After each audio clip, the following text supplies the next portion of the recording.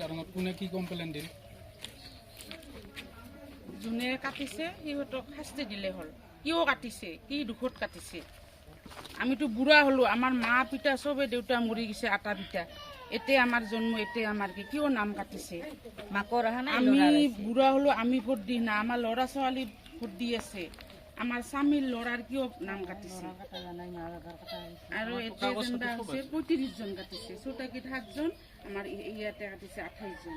কিহৰ কাৰণে কাটিল? এটা হে ভাল হয়েছে।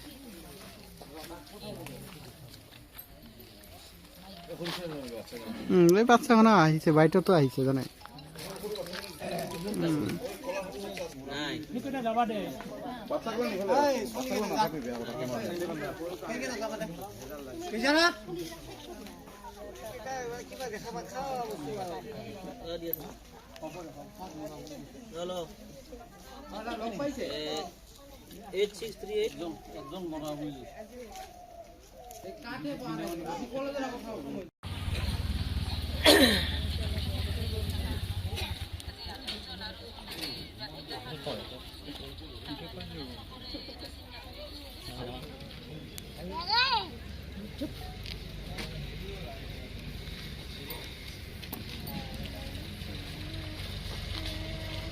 ভোটৰ নামখিনি কাটাৰ কাৰণে কিহৰ কাৰণে কাটিল? আমাৰতো এতে মানুহ জন্ম হোৱাৰ পৰাই এতে মানুহখিনি আমি আছোঁ, কিহৰ কাৰণে ইমান শাস্তি দিছে? আমিতো এতে আজি ভোট দিয়া আমি এইখিনি বয়স হৈ গ'ল, তাতে আমাৰ নাম কাটা নাই, আমাৰ ল'ৰাৰ নাম কাটছে, স্বামীৰ নাম কাটছে, কিহৰ কাৰণে কাটিল? আমাৰ মানুহখিনিতো কাটা নাই, আমাক শাস্তি দিব লাগে। কিয় কাটিল, কি দুখত কাটিল? আমিতো আজিৰ পৰাই ইয়াতে থকা নাই, আমাৰ দেউতাৰ দেউতা আটা পিতা গোটেইখানে মৰি গৈছে। এতে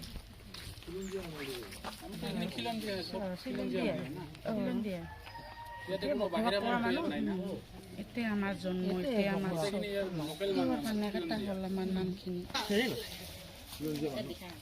আমিখিনি পূৰ্বপুৰুষৰে পৰা খিলঞ্জীয়া মানুহ, ইয়াত কোনো বাহিৰা মানুহ নাই। আমাৰ দাদা দাদী আটা চব ইয়াতে আছিল। খুচৰাখান আমাৰ 28 জন মানুহ নাম কাটিছে, কিহৰ কাৰণে কাটিছে, কোনে কাটিছে? তাক আমাৰ মানুহজনকো লাগে আৰু তাক শাস্তি দিব লাগে।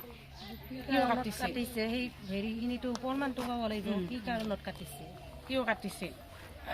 যিজনে কাটিছে তেওঁতো আমাৰ এই বিষয়ে বহুত নাজানেও, বিয়লে জানে। এতিয়া আমাৰ কিমান আটা পিতাৰ পৰা আমি আছো। এতে মুছলিম হৈ যদি আমাৰ নাম কাটিছে আৰু বাহিৰা মানুহতো ক'বই নালাগে। মিয়া মানুহ হাকাল বাহিৰা দেখি হাকাল।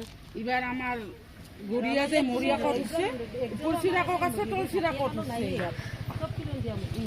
আমি কিয় কাটিছিল আমাৰ ইয়াতে চবেই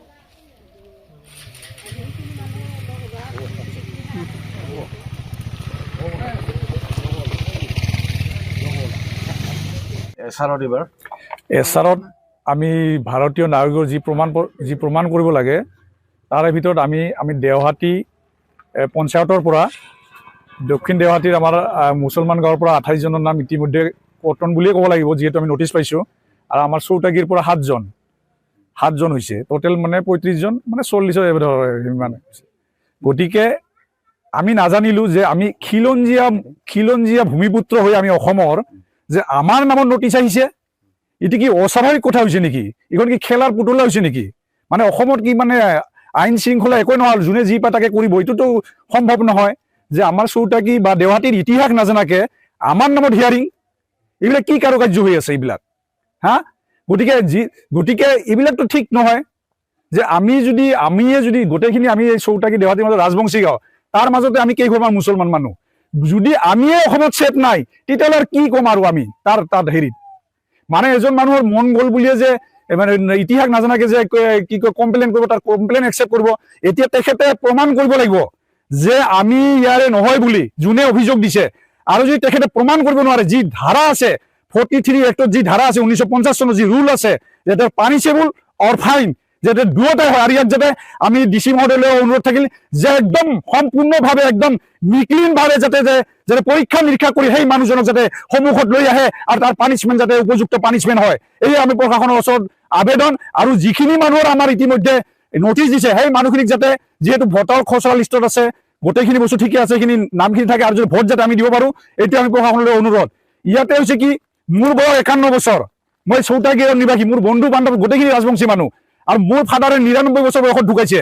যেতিয়া মোৰ আজু ককা মানে মোৰ বাবাৰ যেতিয়া মই লিগেচি উলিয়াব গ'লো 1950 চনৰ, তেতিয়া মই লিগেচিত দেখিলো মোৰ এই 1951 চনৰ লিগেচিত মোৰ আটাৰ বয়স হৈ আছে 86 ইয়াৰ্ছ। তেতিয়াহ'লে আমি কিমান বছৰৰ ইয়াত? তেতিয়া এটা ইতিহাস নাজানাকে এনেকে কৰিব, প্ৰশাসনে ইয়াৰ ব্যৱস্থা নল'ব, এইটোতো হ'ব নোৱাৰিব। গতিকে আমি উলিয়াই নহয়, গোটেই অসমত এতিয়া দেখিছোঁ যে আমি খিলঞ্জীয়া মানুহৰ ওপৰত অত্যাচাৰ, আৰু আমিও যিহেতু আমি এটা দলৰ লগত আমিও এটাচমেণ্ট হৈ আছোঁ, মই অসম গণ পৰিষদৰ এটা সদস্য। গতিকে আমাৰ নিচিনা মানুহ যদি হেৰি হয়, মোৰ 4 ভাই, মোৰ নজৰুল হৈছে, মোৰ নামো কাটা হৈছে, তেতিয়াহ'লে এইটোতো সম্ভৱপৰ নহয়। গতিকে এইবিলাক নহ'ব। ধাৰামতে যিটো আইন আছে, সেই আইনমতে যদি যিজন অভিযোগ দিছে তেখেতক উলিয়াই লৈ আহক, লৈ আহি তেওঁক পানিছমেণ্ট দিয়ক, এই আমি মানে প্ৰশাসনৰ ওচৰত অনুৰোধ। আৰু চালি জাৰি চাই যদি এই বস্তুটো এটা সমাধান, সম্পূৰ্ণ ভাল সমাধান হয়, যাতে অসমত যাতে আৰু আমাৰ যেনেকৈ হৈছে যাতে আৰু এই দুনাই যাতে নহয়, এইটোৱে আমাৰ মুখ্যমন্ত্ৰীলৈকে মানে অনুৰোধ থাকিল। আৰু মুখ্যমন্ত্ৰীয়ে যাতে এই বস্তুটো চাই জালি এটা নিৰ্দিষ্ট মানে এটা মানে এই ষ্টেপ লয়, তাৰ কাৰণে আমি মুখ্যমন্ত্ৰীক অনুৰোধ যে আমি খিলঞ্জীয়া গৰীয়া মৰিয়া দেখি জাতীয় পৰিষদ এই মানুহখিনিক যদি এনেকুৱা কৰিছে, তেতিয়াহ'লে আৰু কি ক'ম, আৰু অসমত আৰু কি থাকিল?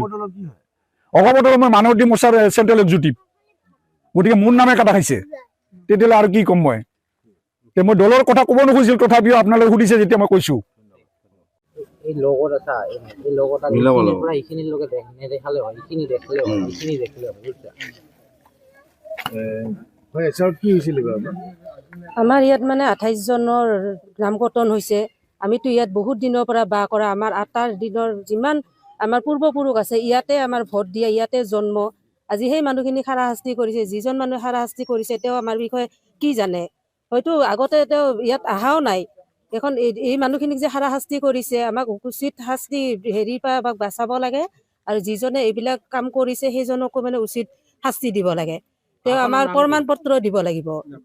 দক্ষিণ দেওহাটী হেৰি, এইখিনি আমাৰ মুছলিম পাৰা পৰে। আমি চত্ৰধৰ, ইয়াতো কমেও 30-40 ঘৰ মানুহ আছে, আৰু চতেগীতো 7জনৰ বোলে নাম কাটা আহিছে, আমাৰ ইয়াত 28 জনৰ আহিছে। এই মানুহখিনিক যিজনে হাৰাশাস্তি কৰিছে, চৰকাৰে যেনে তেওঁক উচিত শাস্তি দিয়ে, আৰু এনেকুৱা কাম যেতিয়া আৰু বেলেগত নহয়, আৰু আমাৰ ইয়াতো যেনে কেতিয়াও এনেকুৱা কাম নহয়। আৰু তাৰ কাৰণে আমাৰ চৰকাৰৰ ওচৰত অনুৰোধ থাকিল, আমাক উচিত শাস্তি হেৰিৰ পৰা বাচাব লাগে, আৰু যিজনে কৰিছে তেওঁক উচিত শাস্তি দিব লাগে।